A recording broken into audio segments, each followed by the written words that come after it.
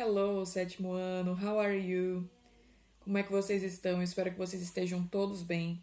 Galera, nossa aula de hoje ela vai ser um pouquinho diferente por duas razões. Primeiro, porque eu não vou usar slide. Segundo, porque eu tô gravando pelo meu celular. E terceiro, que eu fiz fichas, na verdade, com o conteúdo da revisão. E também vou utilizar uns flashcards, tá? Para quem não sabe, flashcard são cartões em que tem figura e normalmente atrás pode ser que tenha ou não o que aquela figura quer dizer, né? Qual é o significado. É um recurso bastante utilizado, principalmente nos cursos de inglês, para que vocês entendam melhor, tá bom? Então, hoje a nossa aula vai ser dividida nos capítulos 7, 8 e 9, que são os assuntos referentes à nossa prova, certo? Então, vamos começar pelo capítulo 7, ok? Eu não tenho flashcard de tudo, então o que eu tinha eu separei e eu também fiz fichinhas com a minha própria letra, tá? Espero que vocês entendam para eu ir explicando conforme a gente for passando de capítulo para capítulo, tá? Com relação ao capítulo 7, aparecem algumas atividades do cotidiano, tá bom? For example, what's this? What's this? Quem falou cook, cozinhar, acertou, né? Então, a atividade com relação ao flashcard é cook, cozinhar. Vamos para o próximo. What's this? Yes, it's a boy playing soccer, né? Mas a atividade aqui é play. Ele tá jogando, né? Brincando. E o último que eu tinha que eu deixei separado, dance, ok? Dance. A atividade nesse caso é dançar. Vocês devem se lembrar que sempre, quando eu vou explicar para vocês algum conteúdo, eu digo que está dividido entre vocabulary, vocabulário, and grammar, e gramática, tá? Então, esses flashcards que eu acabei de mostrar, eles são referentes ao vocabulário do capítulo 7. Vamos agora para o grammar, para a gramática. A gramática, ela vai trazer o que nós chamamos de WH questions, tá bom? Que são aquelas palavrinhas que quando eu coloco na frase, se eu responder yes or no, vai estar errado, né? Se eu digo assim, what's your name? Qual é o seu nome? E você diz yes ou no, você não vai estar me respondendo, né? Porque eu estou perguntando qual é o seu nome. Então, você deve me dizer um nome, certo? Vamos lá. O primeiro vai ser esse aqui, tá? Eu vou tampar meu rosto um pouquinho para que vocês olhem, ok? A primeira palavrinha tá aqui, né? What, que significa o que ou qual, certo? Próxima, when, que significa quando. Então, quando eu quiser saber quando aconteceu algo, uma data, um mês, eu vou perguntar isso aqui, né? Vamos supor, when is your birthday? Quando é o seu aniversário? Where, que é onde. Where do you live? Onde você mora? E o último, which, tá? Esse which, ele significa qual. E como vocês podem ver aqui, eu coloquei embaixo duas opções. Por quê? Quando vocês vão numa loja, por exemplo, vocês querem comprar uma blusa. Vamos supor que vocês estão lá nos Estados Unidos.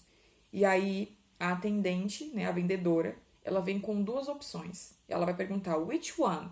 Qual delas? Tá?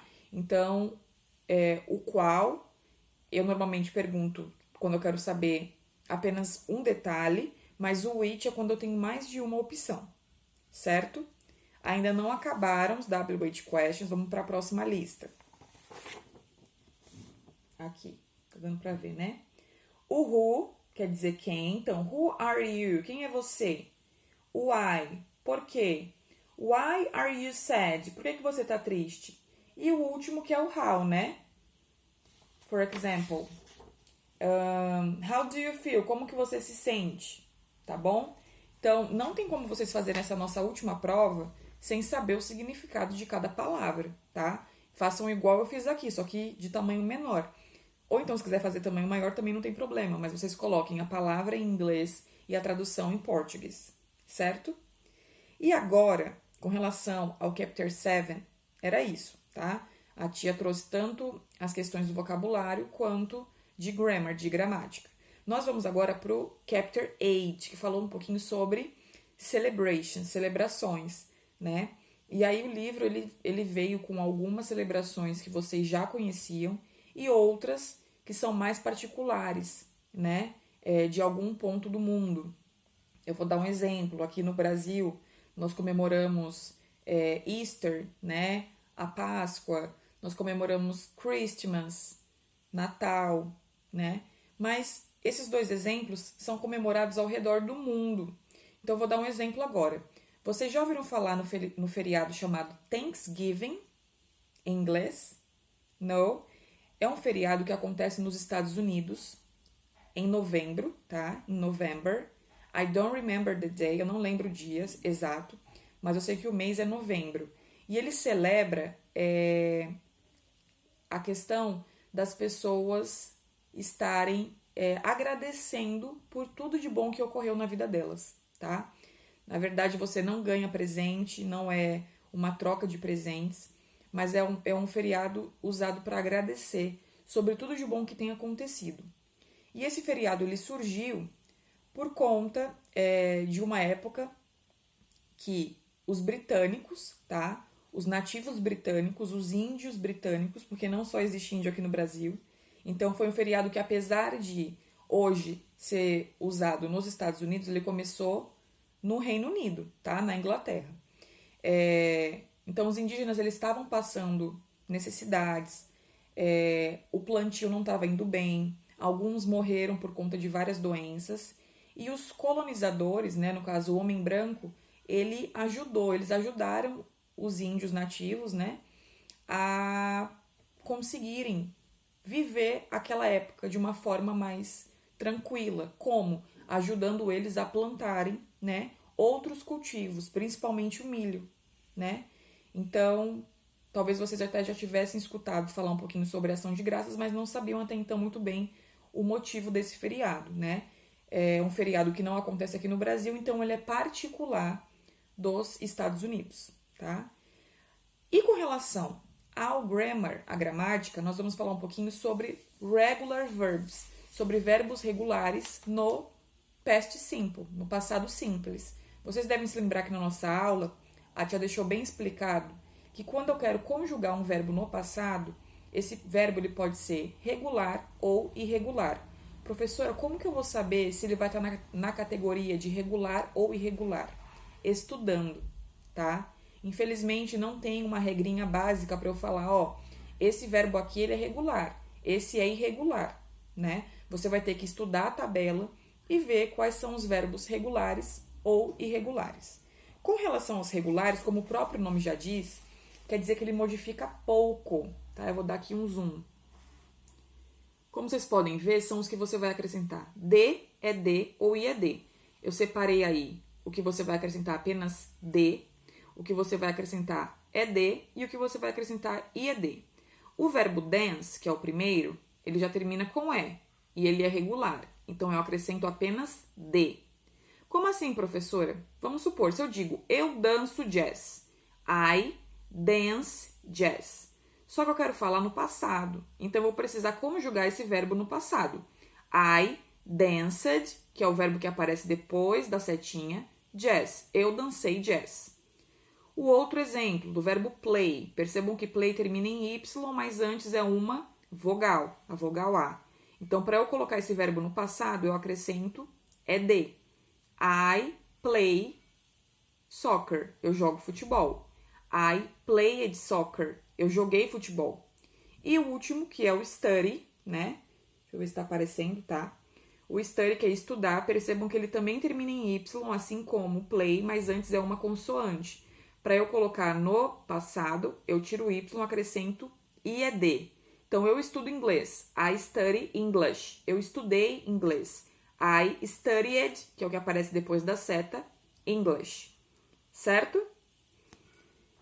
Professora, são muitas regras. São, mas assim, nada impossível que vocês não consigam aprender de jeito nenhum. Agora, óbvio, se a nossa prova é amanhã, um exemplo, você começa a estudar essas regras hoje, a chance de você não conseguir aprender e entender, ela é gigante. Então, cada dia estuda um pouquinho.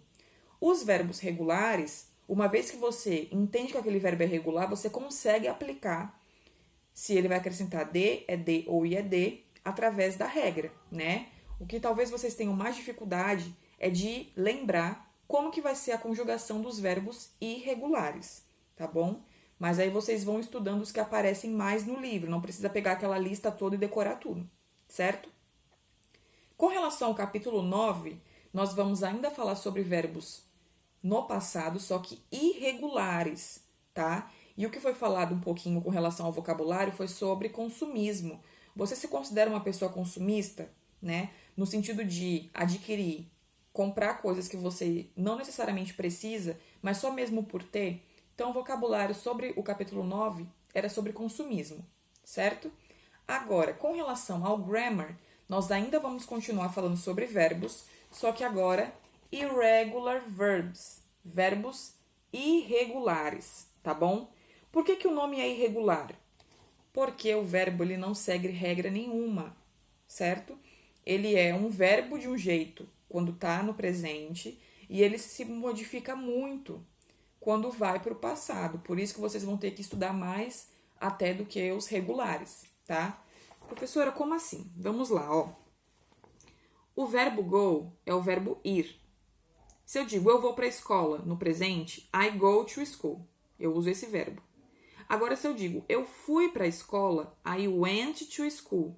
Tia, o que tem a ver go com went? Não tem nada a ver. É por isso que é irregular. Ele não segue uma regra. Se eu não venho aqui e falo para vocês que go é a mesma coisa que went, só que cada um no seu tempo verbal, vocês talvez nunca imaginassem.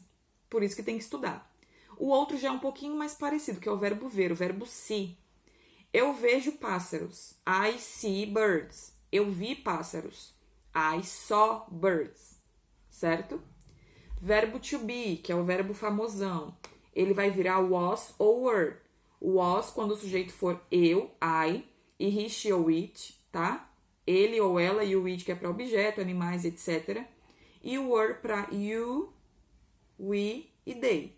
Para você, vocês, nós, eles ou elas. Então, se eu digo, eu era triste, né? Eu vou falar, I was sad. Nós éramos tristes. We were sad. E o último verbo que a teacher trouxe foi o verbo eat, tá bom? Que é o verbo comer. Ah, eu como hambúrguer. I eat hamburger. Eu comi hambúrguer. I ate hamburger.